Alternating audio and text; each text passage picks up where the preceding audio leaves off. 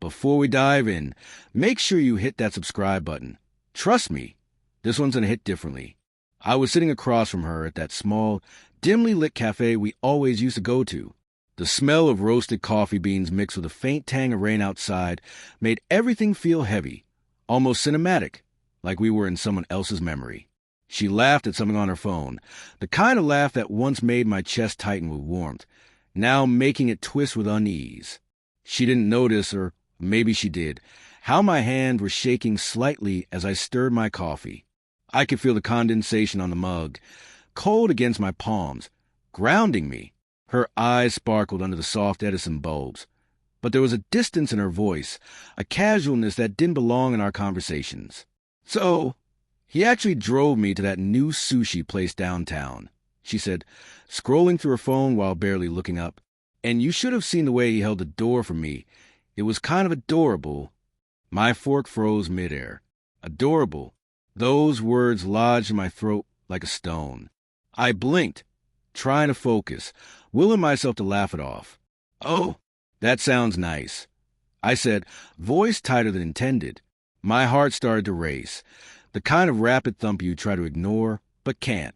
I noticed the text notifications still glowing on her screen. New messages from someone whose name I didn't recognize. The little icon made my stomach twist. She went on, oblivious, describing the way he laughed, the music that played, the little things she loved about that night, things we used to do together. The memories clawed back at me, sharp and painful. I forced a smile, trying to mask the storm inside. But deep down, I knew this wasn't just casual chatter. Something was wrong, and I wasn't sure if I wanted to hear the rest. Then she laughed again, showing me a photo on her phone. And that's when everything changed. I stared at the photo she showed me, frozen. It wasn't a casual selfie. It was her, leaning against a stranger, a soft smile that should have only been for me. The background glimmered with city lights, the same skyline we used to watch together on late nights. Every detail screamed intimacy, and it hit me like a punch to the gut. Wow, you two look happy, I managed to say, voice cracking despite my effort to stay calm. She looked up from the phone, eyes bright, completely unaware of the storm brewing across my face. Yeah, it was such a fun night, she said casually, scrolling to show me more texts, little inside jokes I'd never heard. I felt a cold hollow open inside my chest. Each word she spoke, each casual laugh, was like a knife twisting. I wanted to leave, but part of me stayed, frozen, desperate to understand why she could speak about him, about them, as if it were nothing. My mind raced, replaying every subtle change I'd noticed over the past few weeks. The late texts, the sudden defensiveness, the little lies about being busy. I'd ignored them, brushed them off as paranoia. Now, denial was an option. Did you really have to tell me all of this? Right here? I asked, my voice low, trembling. The cafe's soft jazz faded into background noise, replaced by the pounding of my own heartbeat. She shrugged, still smiling, scrolling through a video he had sent her earlier. I don't know. I guess I just want to share. It's not like it's a big deal. A big deal. My chest tightened. Not a big deal? The words echoed in my head as if mocking me. I wanted to scream, to shake her until she realized what she'd done, but the tears burned behind my eyes, blurring my vision. In that moment, I saw everything clearly. The texts I shouldn't have looked at, the missed calls I didn't answer, the promises that now felt like lies. And beneath the anger and betrayal, a quiet, sinking realization hit me harder than anything else. I had loved her with everything I had, and she had already walked out of our story, long before tonight. I closed my eyes, trying to steady myself. When I opened them, she looked up, still laughing, still unaware, or maybe just unwilling, to see the devastation she'd caused.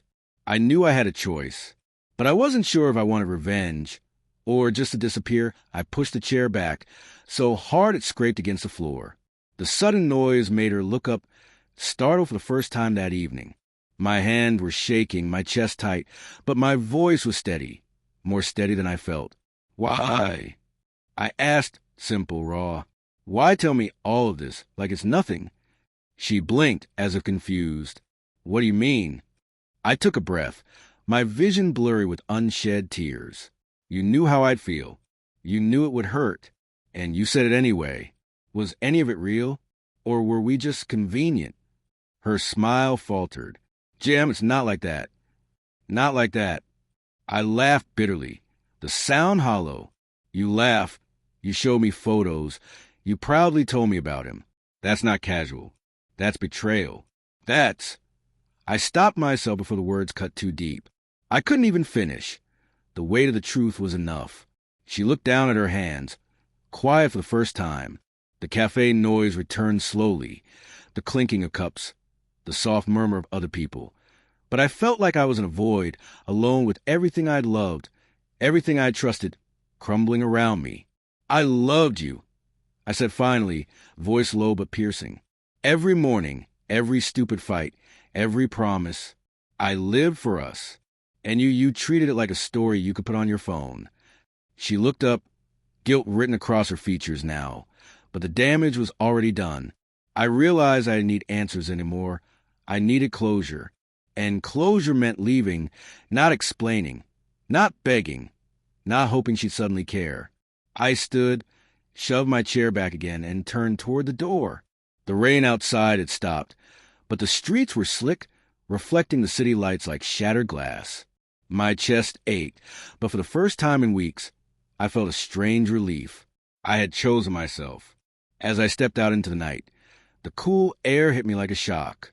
I didn't look back. The betrayal stung. Yes, but the clarity, the freedom to finally breathe, was intoxicating. Sometimes love isn't about holding on. Sometimes it's about letting go, even when it shatters you. If this story hit you, leave a comment sharing your thoughts, and don't forget to subscribe. Some lessons only come the hard way, and sometimes moving on is the bravest thing you can do.